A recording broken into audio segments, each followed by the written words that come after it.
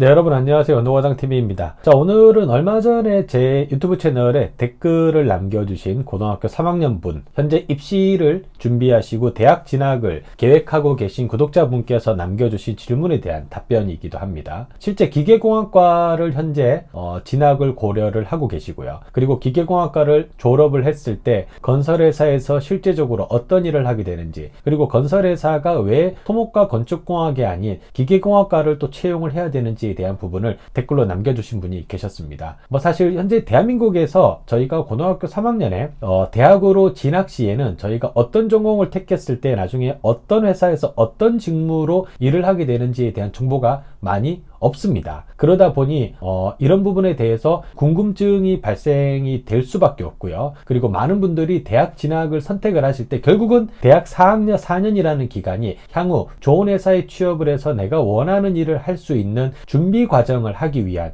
입시라고 생각을 합니다. 그렇기 때문에 아무래도 기계공학과를 택했을 때 나중에 건설회사에 입사를 하게 된다면 내가 어떤 일을 하게 될지에 대한 부분을 궁금해 하실 수밖에 없다라고 생각이 됩니다. 일반인들이 생각했을 때에는 건설회사는 기본적으로 건축공학이나 토목공학이 거의 주류를 이룰 것이다 라고 생각을 합니다. 하지만은 여러분들이 알아주셔야 되는 것 중에 하나가 10대 건설사, 저희가 흔히 말하는 대기업 건설사의 경우에는 해외 매출이 많이 발생이 되고 있고요. 전체 매출의 한 50% 정도가 해외에서 발생이 되기도 합니다. 많을 때에는 옛날에 70%가 발생이 되기도 했었죠. 그리고 해외 매출의 대부분은 저희가 해외 플랜트라고 하는 분야에서 발생을 합니다. 항상 정부에서 오일 프라이스와 관련된 기사를 뉴스화할 때마다 언급하는 내용 중에 하나가 국내 건설사의 해외 플랜트 수주에 영향을 줄 수밖에 없다라고 하는 내용입니다. 그리고 이 해외 플랜트라고 하는 부분이 궁극적으로는 저희가 기계 직군들이 가서 실제적으로 수행해야 되는 업무들이 메인을 이루게 되는 수주권이다 라고 이해를 해주시면 됩니다. 저희가 건축본부가 있고 토목본부가 있고 플랜트 본부가 있는데요. 플랜트 본부에서 수행하고 있는 오일 가스 플랜트, 그리고 석유화학 플랜트, 그리고 발전 플랜트, 그리고 인프라 관련 플랜트. 자, 이 네 가지 카테고리에서 보통 기계 시공직군들이 현장에 부임을 해서 맡게 되는 전체 업무 스콥은 35%에서 40% 정도라고 이해를 해주시면 됩니다. 기본적으로 저희가 토목이나 건축 그리고 전기 파트는 플랜트 공사에서 어떻게 보면 약간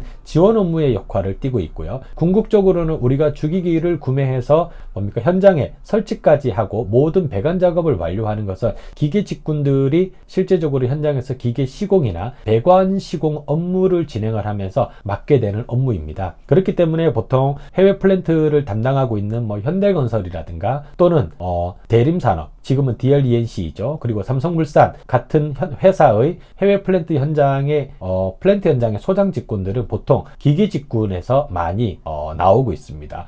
보통 발전소 현장 같은 경우는 토목공사의 분량이 상당히 크기 때문에 초반에는 토목 직군이 먼저 소장을 맡고 나중에는 기계 직군으로 넘어가는 경우도 있긴 하지만 또 그 이외의 다른 건설회사들은 많은 부분 기계 직군들이 현장 소장부터 그리고 프로젝트 매니저 그리고 궁극적으로는 플랜트 본부장까지 여기만은 그런 코스로 밟아서 올라간다고 생각을 하시면 됩니다. 저희가 그래서 기계 직군에게는 사실 플랜트 본부, 그 중에서도 해외 플랜트가 거의 꽃이다 라고 말씀을 드릴 수가 있어요. 제 주변에도 보면은 기계공학과를 졸업을 해서 제조업 분야에서 일을 하시는 분들도 많이 있고요. 그리고 건설회사에 입사를 해서 기계 시공직이나 기계 설계직으로 일을 하시는 분들도 많이 있습니다.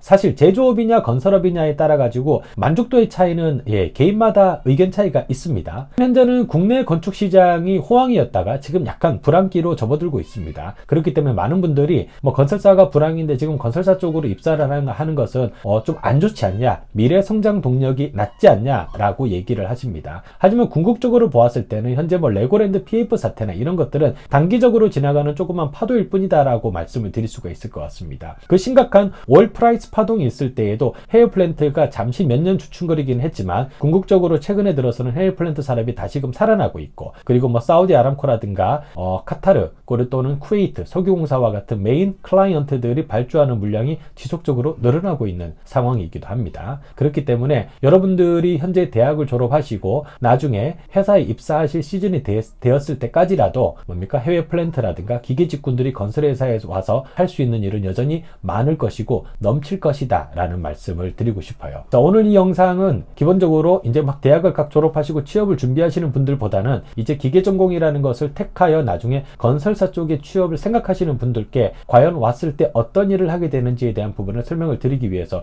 준비를 했습니다. 네. 자, 많은 분들이 정보 없이 그냥 막연하게 점수에 따라서만 전공을 택하기보다는 내가 나중에 실제로 이 일을 했을 때 내가 어떤 성취감을 가지게 될지에 대한 부분도 한번 고려를 해보고 그 후에 내가 4년 동안 공부하고 평생을 일하게 될 직장을 지금 나이 때부터 먼저 고민을 해보는 그런 계기가 되었으면 좋겠습니다.